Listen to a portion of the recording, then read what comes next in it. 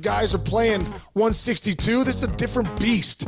You got to teach guys resilience. You got to teach guys grit, right? You got to teach guys meaning to play for your teammates, to make sure that you're showing up for these guys every day. How do you do that? You got to play. And I'm in love with the good life. Can't give it up. Make it to the top. Keep climbing. I wanna live it up. The good life. I'm coming up. I'm coming up. The good life. Good life. Oh, good life. Good life. Good life. Yeah. Boom, coming in hot chichi on a Monday. How we doing, brother? I missed you, man. I missed you all weekend. Every weekend, I miss you. But, I miss you too, man. I miss you too. We should do this 7 days a week. yeah, we totally should. Maybe we shouldn't. Nah, I don't miss you that. I don't miss you that much, bro. No. Huh. Oh, one dude that does play close to 7 days a week because he's a DH. He doesn't play the field, though, is Shohei Ohtani. And I don't think we're talking enough about Shohei Ohtani. Is that possible that you and I have not talked about Shohei Ohtani enough? I mean, I think we've talked about him a lot, obviously, and probably enough because he's done so many great things. But then when you really like dive into his stats, you're like, bro, he's a home run and 3 stolen bases away from being the 6th player in Major League Baseball history, 40-40, 40 home runs, 40. There's 6 weeks to go, Chinch. Mm-hmm. Like, he could be the first 50-50 guy ever. It's quite possible. Right now, he's on 50-50. He's on pace for 51 home runs. Okay. Yeah. He has 37 stolen bases. And we talked about it last week. He's fast. We forget that he's a really, really fast, good base runner and a good base stealer. 50-50 are we looking at? Dude, he could be 50-50. I mean, the other day he stole 2 bags, boom, boom, singles. He's and also too, bro, he's in a little bit of a slump right now for him. Yeah. You know what I mean? Like all year long he's dominated, but lately he was down to 290, which is obviously still good, but 990 OPS. But so I got a feeling he's about to hit a hot streak. Yeah, he's 5. Because he was even saying my mechanics don't feel they're perfect right now. I'm tinkering, and a guy like that, and I've been there before. When you're tinkering, all of a sudden you'll get that one swing in the cage. You're like, oh, there it is. And then you're like, can't wait to play tonight. Then you go on this ridiculous hot streak. I think Ohtani's got another one of those in him. That's why I actually think he could get to 50-50. Oh my God. Can you imagine 50-50? Look, as fans, we're already playing with house money because we're going to get to see Shohei Ohtani in the postseason for the first time in his MLB career. I looked it up. I'm like, wait, did the Angels? No, the Angels never made the postseason. Shohei Ohtani is going to be in the postseason, possibly 50-50, possibly as the first DH MVP in the history of baseball. I mean, this is awesome. Yeah, he's on pace to be the first DH MVP. The only guy I think that is right there with him is Ketel Marte. Dude, Diamondbacks, hitting like, what, he's hit almost 300. He's got 30 bombs, 81 ribbies, had a 930 OPS, but he plays second base. That's why I don't think a DH obviously has never won the National League. I don't think a DH has ever won the MVP in the American League. And the reason why is because they don't play in the field every day. It's more taxing mentally to have to play in the field every day. Like, dude, there was times where I was like, oh my God, I gotta go play defense. Yeah, and when you play defense, you're expected to make every play. Right. So there's a different level of mentality in the field. Mm-hmm. So that's why a DH I don't think ever won the MVP. Right. Yeah. No. So that has to come in. And dude, here's the thing too. The voters look. I think the voters are a little younger, but they look at things differently, more towards the numbers as opposed to the value on the team. Like you go back to 2008. Dustin Pedroia's numbers were really good, but the value on the team, playing second base, playing the defense that he played, the leader that he was, the spark plug of that offense, Dustin Pedroia wins the MVP. Numbers-wise, in 2024, Dustin Pedroia doesn't win the MVP. Mm-hmm. So you still got to look at the total body of work of the player. It can't just be these numbers. You have to look at what he is to the team. So when you look at a guy like Ketel Marte at a 60 less OPS than Ohtani, but he plays second base up the middle every day. And what do they say? To win in the big leagues, you got to be strong up the middle. Catcher to second base, shortstop, center field. That's where your defense has to be strong. So if you're playing second base every night, you're bringing such a different value than the DH is bringing. So I hope the voters look at it too and say, hey, listen, we got to make sure we look at the total body of work here with a guy like Ketel Marte where his numbers are similar to Ohtani and he plays the field every day. Yeah, no, I agree with that. I'm going to take it a step further in the case for Ketel Marte. Okay. First of all, you say the stats. Obviously, a lot of voters really do dive deep into the stats. So I'm going to give you a couple deeper stats than we normally talk about. Ohtani's F WAR is 5.7. Marte's is 5.4. Ohtani's B WAR is 6.0. Marte's is 6.1. And then here's the second part. Like you said, he plays the field, but not only does he play the field, we're talking about value, most valuable player.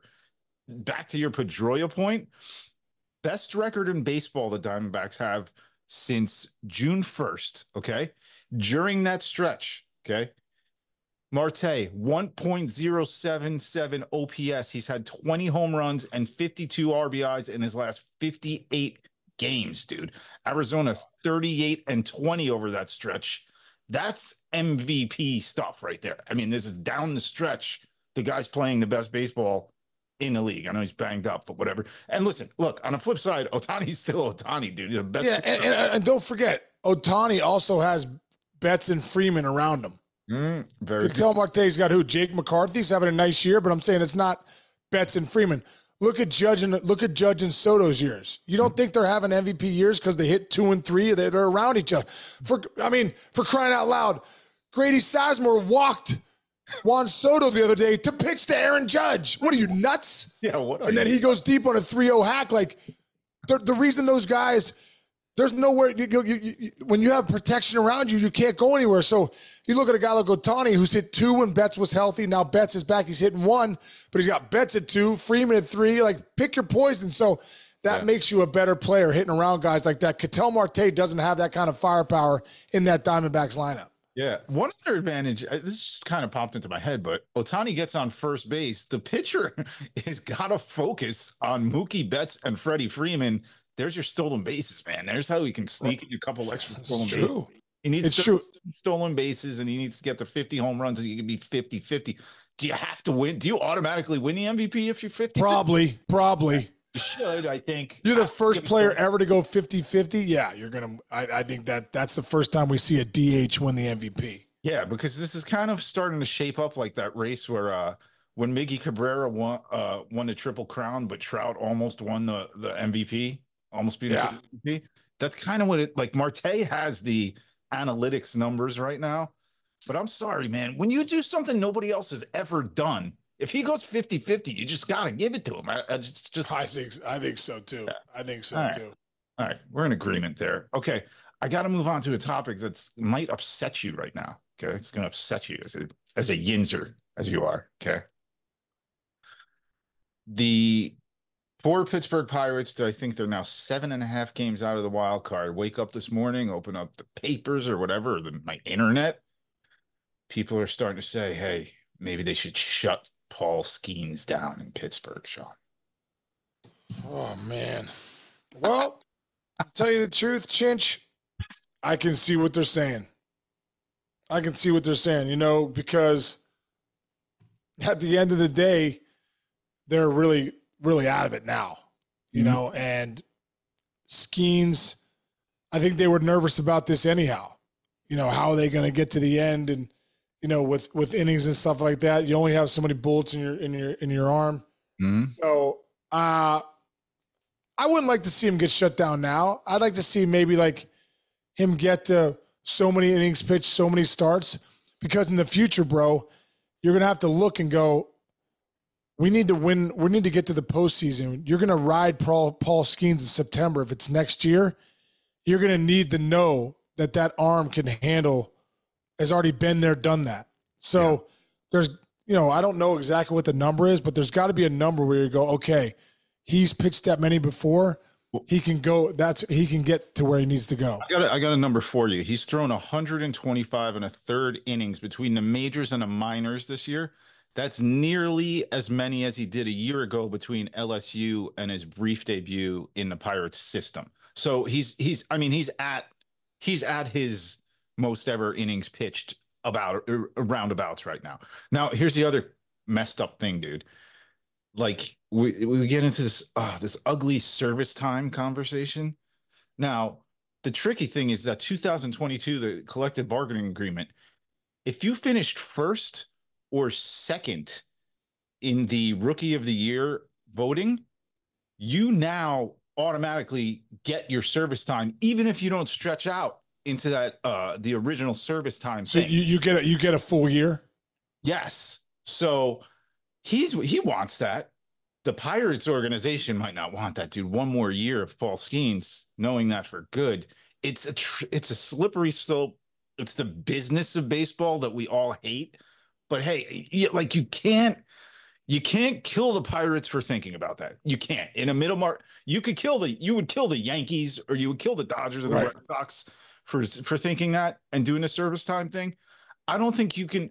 I think this is all organized so that folks like the Pittsburgh Pirates can have their stars for a longer period of time. It's a tricky conversation. What do you think? Well, Paul Skenes is obviously going to be involved in this decision too. You know what I Yeah. mean? He has to be like, no, I'm pitching, and so his agent or whatever. I mean, there's more people than just the Pirate front office that says we're shutting you down. Paul Skenes has got to be in agreement too, I believe. So, listen, winning the Rookie of the Year is a big deal too. Mhm. So for Skenes to be able to do that, he's going to have to pitch. He's Yeah. going to have to pitch or Jackson Merrill's going to run away with it. You know what I mean? So Skenes has to pitch. You want to win Rookie of the Year, you're going to have to end up pitching. Now, could you miss a couple starts in September? Could you skip a start here and there? Probably. But you got to be dominant, and you need more innings to even be considered for Rookie of the Year. So I think Skenes will have a say in that too, whether he gets shut down. Yeah, I agree with that. And also, we're in a different category here with Paul Skenes. We're not talking about a guy who wants to be Rookie of the Year and be an all-star and be a great player. We're talking about a guy who probably looks in the mirror and says, I want to be the greatest pitcher of all time. And that's not a stretch to say that, at least at this point in his career, with his size and his skill set and all that. And if I'm Paul Skenes, I want the Rookie of the Year. When I'm retired, I want Rookie of the Year. I want this many MVPs. I want a world championship. You know, Michael Jordan, those guys, you know, we start comparing LeBron to Michael Jordan, who has this and who has that. These guys are you know it, dude. You you played with some of the greatest players in the history of baseball, right? Like Right. those guys look at the world differently. They look at their stats differently, I would Right. consider. Am I wrong there? Well, when you're in the big leagues, dude, when you look back, your career goes by so fast. Like, you don't want to be like, yeah, I was shut down for a couple starts, so I just missed Rookie of the Year. Like, no. If I have a chance to win Rookie of the Year, I'm going to pitch or I'm going to play every day or whatever. Yeah. So, you know, you look back at your numbers and you go, boy, look at that season where I hit 25 bombs, or, you know, I had 2 years where I had 99 ribbies. I want to go back to those years and be like, you know, if Jack McKeon didn't play me that day against a lefty or something like that, I want to play. I want to play. I want to play. I want to play. You know what I mean? I want to get me out there. I want the numbers. I want the Rookie of the Years. I want the All-Star games. I want to go to the World Series. Because at the end of the day, you have your body of work of what you are. To win Rookie of the Year when you have a chance to do it means so much more than to miss a couple starts, I think. I agree. I'll do one more point to saying why I wouldn't want to shut Paul Skenes down. You can do everything perfect, you know, but pitching is such a volatile position. Go back to Steven Strasburg. He was the Paul Skenes before Paul Skenes, right? When he was coming up, it was the same concept, this guy Right. is the greatest ever. He comes up. What did they do? They shut him down before the playoffs. Oh, they shut him up before the playoffs. Dude, this guy wound up having one of the most upsetting injury-plagued careers, and lucky for him, and we're proud of him for having that World Series push, and he deserved everything he got with it. But pitching is a volatile position anyway, man. I don't know, 30 innings at 21 years old. I don't think it matters. I don't think it matters. I agree, dude. Dude, they don't. Nobody has the equation right. Nobody has the numbers right. Everyone's guessing with this stuff. Is it 100 pitches? Is it 90 pitches? Is it 120? Is it 110? Should you run? Should you not run? Should you in between starts? You know what I mean? Like, nobody has the equation right for pitching. I mean, guys are blowing it out at an epic rate with the Tommy John surgery. Like something's, the equation isn't set. So like, we shut him down for 30 more innings. Are you right? Are you wrong? No, nobody knows. There is no right and wrong here. Maybe the equation is we got to get these guys throwing 220 innings. I'll tell you what one of the equations is, bro. I was talking to Steve Blass the other day, and he had such a great point. He's like, look at all the clubs nowadays that are struggling in August because the bullpens have been taxed because nobody's going the third time around as starters. A starter should want to go 7 innings plus, right? So that your bullpen, and a lot of times they're not going to go 7 innings, they're going to go 5. But the standard for a starter shouldn't be 2 times around and then bring in your bullpen guys. The standard should be 7 innings, 3 runs or less, 6 innings, 3 runs or less, as opposed to, the analytics say 2 times around. Stop it. Even if he gets hit, even if that starter gets hit a little more the third time around, it's better than taxing your bullpen over 6 months. These starters have got to go longer. Quit babying these guys and have them go, 90 pitches, 5 innings. I mean, look at Blake Snell. He threw that no-hitter the other day. It was one of the first times he's been past the 7th inning in his career or something. That's ridiculous. Yeah. Yes. I totally agree. And again, it's everything is so arbitrary. Why is 100 pitches such a scary number? It's 100. Why? And who said? Who said? Yeah, who said it? You got to go back to John Smoltz, one of the greatest pitchers of all time, one of the smartest pitchers of all time. All stress pitches are different pitches, right? So you could throw 125 pitches and be comfortable enough the next day to throw if you wanted to, according to John Smoltz and those elite guys, right? Yeah. But if you can throw, you throw 52 pitches, but you got the bases loaded in 2 innings. Those are 2 different experiences. Different experiences, exactly. Yes, exactly. I remember Clemens said that one time too. The days that I really got to pitch are the days I don't have my stuff. Mm-hmm. That's my 5-inning day. I got to battle for 5. Right. When you're feeling good and it's low stress innings, we need 7 innings, man. We need 8. Yeah. We need length. We need length. I honestly think that baseball, the industry, these front offices are going to start rethinking that. We got to get our starters. We're training starters at the minor league level to just go 5 innings. Right. You're training these young kids, catchers, only play 2 innings, only play 2 days in a row, then take a 3rd day off. Hey, analytics guys and the people that never played this game, the reason the guys are playing 162, this is a different beast. You got to teach guys resilience. You got to teach guys grit, right? You got to teach guys meaning to play for your teammates, to make sure that you're showing up for these guys every day. How do you do that? You got to play. You got to play. I can't take a day off. I take a day off. I look at the, hey, dude, why am I playing? You're not. Get out there and play, because you're teaching the mentality of, I don't feel perfect. Guess what? The only day you feel perfect is day 1 of spring training. After that, buckle up, hold on, get some grit, grind it out. You got teammates to show up for every day. It's 162. 2 days off and 2 days on, day off. 2 days on, day off. 5 innings, 4 innings, 70 pitches. Stop it. Let's go. Let's go. I love your tears you go on. It's so good. I agree. I do. I agree. And again, you go back, a great story from the other day. Chris Sale was pitching, and he's a vet. He knows himself. He's been hurt. He's been healthy. He's been everything, right? He's been at the top of the mountain. He's been hurt. He threw a wild pitch or something and allowed a guy to score or something like that. And then he was so pissed at himself. The next pitch, he threw a ball 100 miles per hour. I love that. But I love that. Mad. But guess what? These guys are so skilled with a ball in their hand. They can pull back, they can push, they can pull right on their fastballs. Yeah. Take a little off, put something on. You don't have to throw. That's the other thing. You don't have to throw 117 miles per hour on every pitch. Right. You can throw the ball 96, 97 in your spots and then gear up like that once in a while. And then what does 100 pitches means? What if you never had to throw that extra gear? Exactly. Pitches. Maybe you could throw 120 that day. I don't know. Maybe I'm old school. I've never pitched in a baseball game. I'm too sure. No, but I think that mentality, that's how you get through 7 innings. You find a way, like, at the end of the day, like Justin Verlander back in the day, 94, 95, sitting 96. You got 100 when you need it in the seventh with the bases, traffic on the bases, or you got to make a pitch at some point to get out of the inning. Oh, bam, there's 100 at their upper rail. I've never seen that before. You know, it's so max effort now. Guys are out of there in 5-6 innings, and they're not.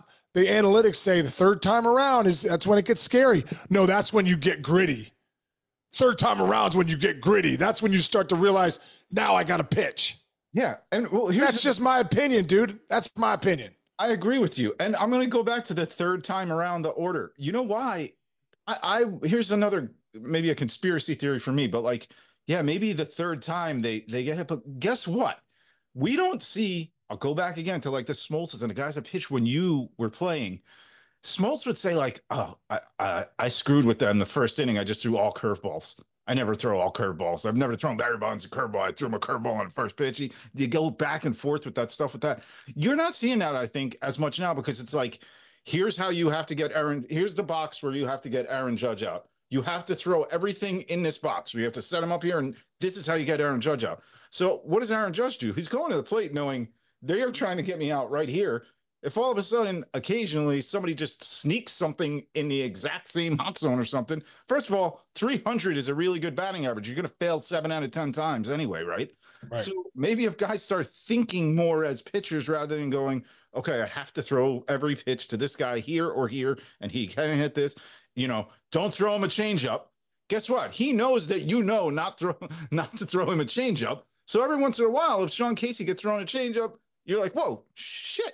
No, I'm down 0-1. He beat me on that one, right? Does that? I think you see that as much unless I'm out of my ass. Well, I think there's guys that lean analytics heavy and might pitch, but I do think, Chinch, that most guys still pitch to their strengths. Because if I'm pitching this guy's weaknesses and I'm not good at throwing a changeup, and they say Aaron Judge 1-2 doesn't like the changeup, and that's my third pitch, well, he likes hanging changeups. He likes third pitch changeups. You know what I mean? He doesn't like Devin Williams' changeup, but he likes Johnny Smith's third pitch changeup that he doesn't throw much. You know what I mean? So I think guys still pitch to their strengths, but when you have something that's a strength on a weakness, you're gonna no doubt attack that. There you go. All right. And one more thing about Paul Skenes. He has 5 pitches, so he doesn't have to throw all of them every day. So maybe take a little off for the next couple weeks on those. All right. Exactly. We've said it all. Oh, we got to go. Yeah. Midwest, man, you said it. You've been saying it for weeks. You want to see what these Reds can do. The Reds are coming, man. The Reds are coming. They're finally get to that 500 point. They're going to jump past it. And then Kansas City Royals boat raced them this week. I'm boat raced them. Dude, we always say the Reds are right there, 60, 61. They're about to make the run. But you know what? I drank the Kool-Aid, dude. They've been doing it all year. They get right to 500, then they lose 3 in a row, and they're 4 below. So that was frustrating weekend. Showed how good the Royals are. They're making a push. They're only 3 games back now in the Central, pushing the Guardians. And it just showed too how good Bobby Witt Jr. is. I mean, and Vinny Pasquantino and all these guys can hit, but they took it to the Reds, bro. 3-game sweep. And, like I said, I thought the Reds were going to make the push, and now they push backwards. So we'll see, man. We'll see what happens, but they got to get it going. How much fun is this time of year when you're a player? So great, dude. It's the sprint. That's so fun, dude. Love it, man. Love it. Well, Chinchy, it's fun being back with you, bro. Love starting my week off this. My energy's fired up, ready to go. And everyone out there, thanks for listening to us. Hopefully you're fired up, ready to go. And we'll see everybody tomorrow. See you, man.